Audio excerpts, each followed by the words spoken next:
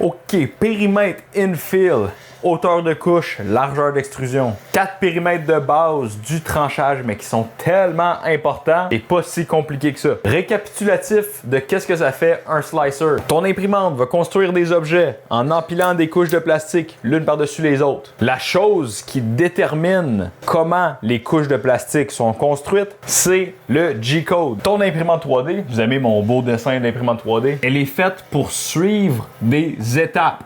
Donc l'imprimante 3D par elle-même est pas capable de rien faire sans qu'on lui donne des étapes à suivre. Faut lui dire, va à gauche, va à droite, monte. Faut lui dire étape par étape quoi faire. Parce que ton imprimante, elle sait pas c'est quoi un objet 3D. Elle a pas un cerveau, elle comprend pas. Elle, tout ce qu'elle peut faire, c'est suivre des directives. C'est un robot. Donc ces directives-là, c'est ce qu'on appelle un G-code. C'est une liste d'étapes sur ta carte SD que l'imprimante suit pour faire ton impression.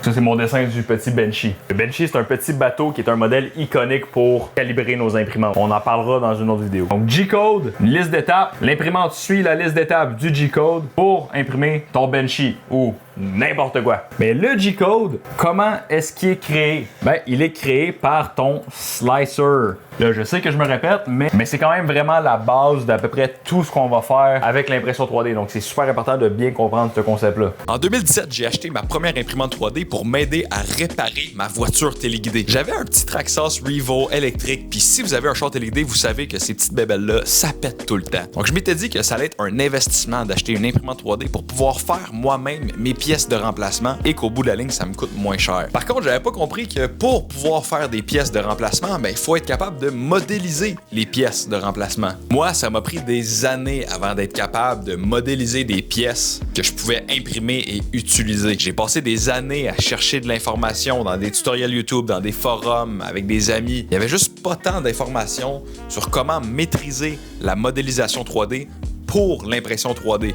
Maintenant, 8 ans plus tard, j'utilise l'impression 3D pour à peu près n'importe quoi. Que ce soit pour réparer des choses qui brisent chez nous comme une penture de porte de douche, les fixations de mon panier à linge ou même le boîtier de mon démarreur à distance. Maintenant que je maîtrise la modélisation 3D, je peux tout simplement recréer des modèles, les imprimer et les utiliser. Moi, ça m'a pris des années d'apprentissage pour réussir à faire ça, mais mon but, c'est de vous aider à faire la même chose en une fraction du temps. C'est pourquoi j'ai créé un cours en ligne où est-ce que j'enseigne 12 techniques de modélisation pour l'impression 3D, que je fais 5 projets pratiques avec ces 12 techniques-là pour vous montrer comment utiliser ces techniques-là dans le monde réel, en plus d'avoir une communauté privée pour poser vos questions et partager votre progrès. Si tu veux maîtriser la modélisation 3D pour l'impression 3D et que mon cours t'intéresse, je te conseille d'aller essayer gratuitement le premier module en cliquant le lien dans la description de cette vidéo. Le slicer, qu'est-ce qu'il va faire? Il va prendre un modèle 3D, donc un fichier STL. Donc, ton fichier STL, tout ce que c'est une représentation 3-dimensionnelle de ce que tu veux imprimer. Donc,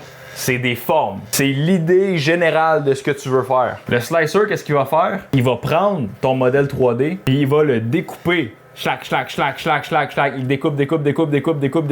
Il découpe ça en plein de couches. Chacune de nos couches qui vient créer notre objet est une découpe du slicer. D'ailleurs, slicer, trancheur, parce qu'on tranche nos modèles 3D en plusieurs couches. Donc, pour chacune des tranches que le slicer a faites, le slicer va analyser la géométrie, puis il va venir tracer les contours de la tranche en premier. Puis une fois que les contours de la tranche ont été tracés, ce qu'on appelle les périmètres, il va venir faire le remplissage. Donc, il va faire un motif de ligne à l'intérieur du périmètre pour venir remplir l'espace. L'intérieur d'une pièce imprimée en 3D, ça ressemble à ça ici.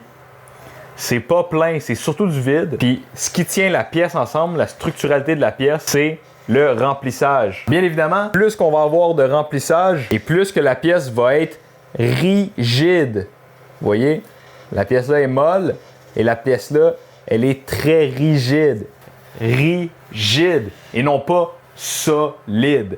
Donc rigide ne veut pas nécessairement dire plus solide. Là, pourquoi que je mets autant d'emphase là-dessus, c'est qu'on a tendance à penser que plus de infill va donner des pièces beaucoup plus solides. Mais honnêtement, la différence entre 20% de remplissage et 50% de remplissage donne pas tant plus de solidité à vos pièces. Par contre, ça va donner plus de rigidité à vos pièces. Donc, la force de compression hein, je compresse la pièce, va être plus grande. Je suis incapable de compresser cette pièce avec mes 2 doigts.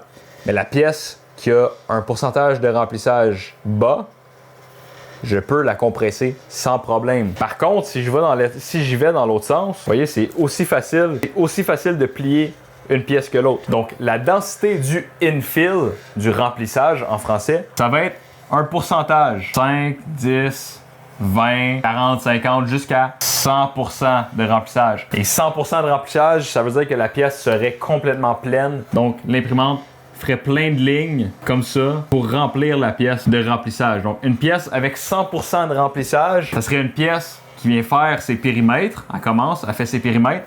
Puis une fois que les périmètres sont faits, elle va venir remplir l'intérieur avec 100% de remplissage. Une pièce avec 10% de remplissage, le trancheur va faire ses périmètres, encore une fois, et va venir remplir avec 10% de remplissage. Donc 100%, 10%. Mais là, peu importe ce qu'on fait avec notre remplissage, le trancheur va toujours commencer avec ses périmètres. On peut mettre autant de périmètres qu'on veut. On peut y aller avec un périmètre, 2 périmètres ou 250 périmètres. Admettons, ça serait une pièce qui serait remplie à 100%, mais seulement avec des périmètres.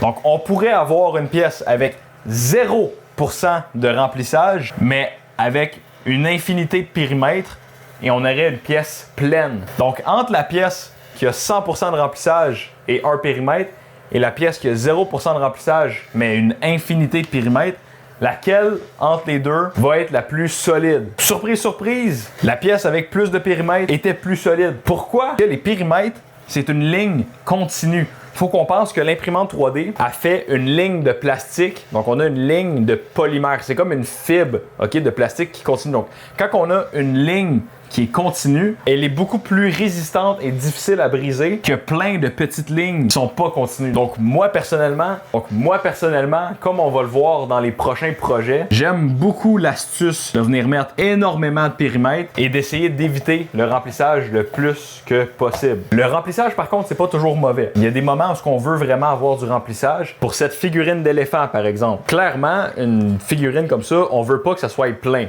On veut que ça soit vide parce que sinon ça prendrait beaucoup trop de filaments puis ça prendrait beaucoup trop longtemps à imprimer. Donc je veux pas que ça soit plein de périmètres. J'ai pas besoin non plus que ça soit ultra résistant, ultra rigide. Ce que je veux par contre, c'est que mes surfaces soient belles. Donc toutes les surfaces qu'on voit ici, faut qu'elles soient supportées. Donc si on imprime nos surfaces dans le vide, elles vont tomber, faire des trous et faire des défauts. Donc c'est là qu'avoir un pourcentage de infill autour de 10, 15, 20% va être assez intéressant parce que plus que ton remplissage est dense et plus que tes couches vont être supportées. Pour avoir une belle qualité de surface, on veut avoir du remplissage. Par contre, quand on veut faire des pièces purement utilitaires comme un crochet, généralement, moi j'essaie de faire des pièces qui sont pleines et qui sont pleines de périmètres et non pas de infill. J'ai oublié de mentionner aussi, mais le remplissage a plein de différents patterns et dépendamment de quel pattern on choisit, on va avoir différentes propriétés structurelles. Mes 2 patterns préférés sont le Cubic 3D et le Honeycomb 3D. On rentre pas en détail dans pourquoi, mais rapidement, j'aime beaucoup ces 2 structures-là parce que elles donnent de la structuralité dans toutes les directions. Donc, le Cubic 3D va faire des cubes 3-dimensionnels à l'intérieur de la pièce. Ces petits cubes-là vont venir supporter absolument tous les côtés de la structure. Tandis que le pattern de base, donc le grid, tout ce qu'il fait, c'est qu'il fait un quadrillé dans la même direction tout le long du print. Un peu comme ça ici. Et comme on peut voir, la pièce est ultra rigide dans ce sens-là, mais du moment qu'on applique une pression dans ce sens-là, on n'a aucune rigidité. Par contre, pour la figurine, encore une fois, la figurine, elle n'a pas besoin d'être structurelle. Le rôle du remplissage dans la figurine, c'est seulement de supporter les couches. Donc dans ce cas-là, un remplissage quadrillé va venir supporter les couches sans aucun problème. Mais la beauté de la chose, c'est que les patterns 3-dimensionnels vont également supporter les surfaces aussi bien qu'un grid 2-dimensionnel. Donc il y a littéralement aucun avantage à aller vers un pattern 2-dimensionnel. Donc le infill 3D cubique, 3D uniforme, absolument rien d'autre. Sur ça fait le tour du infill et des périmètres. On n'a pas parlé de la hauteur de couche et de la largeur d'extrusion. Donc je vais faire une autre vidéo sur la hauteur de couche, la largeur d'extrusion. Mais honnêtement, c'est un concept qui vient bien complémenter ce qu'on vient juste de parler. Donc, je vous conseille fortement d'aller écouter cette vidéo-là ensuite.